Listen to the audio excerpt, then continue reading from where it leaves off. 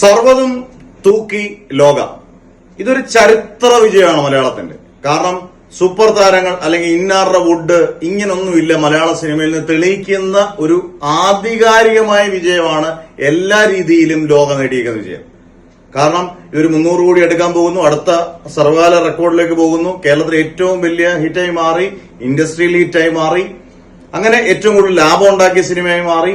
പലരും പല കോണിലും പറഞ്ഞുകൊണ്ടിരിക്കുന്നത് നായികമാർക്ക് ഇവിടെ പ്രാധാന്യമില്ല, നായികമാർക്ക് നല്ല റോള് കിട്ടുന്നില്ല, കല്യാണി പ്രിയദർശൻ വുഡാക്കി മാറ്റിയ സിനിമ. അങ്ങനെ ഒരാടെയും വുഡ് അല്ലെന്ന് തെളിയിക്കുന്നതാണ് ഈ ലോക എന്ന് പറയുന്ന ഗംഭീര വിജയം നേടുന്നത്.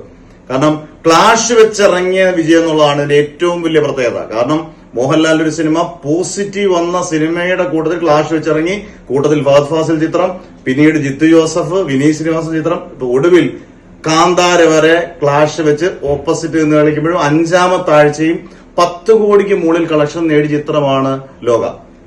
എല്ലാം വെല്ലുവിളിച്ചായാലും ഇപ്പൊ ചില പടങ്ങൾ ഇറങ്ങുമ്പോൾ 2 ആഴ്ച 3 ആഴ്ച ഗ്യാപ്പ് കൊടുക്കും, വേറൊരു റിപ്പോർട്ട് ഇറക്കത്തില്ല മലയാളത്തിലാണെങ്കിൽ പോലും. പക്ഷെ ഇതിനെല്ലാം കാറ്റിപ്പറത്തി നേടിയ ആധികാരികമായ വിജയം, വ്യക്തമായ ശക്തമായ വിജയമാണ് ലോക നേടിയിരിക്കുന്നത്.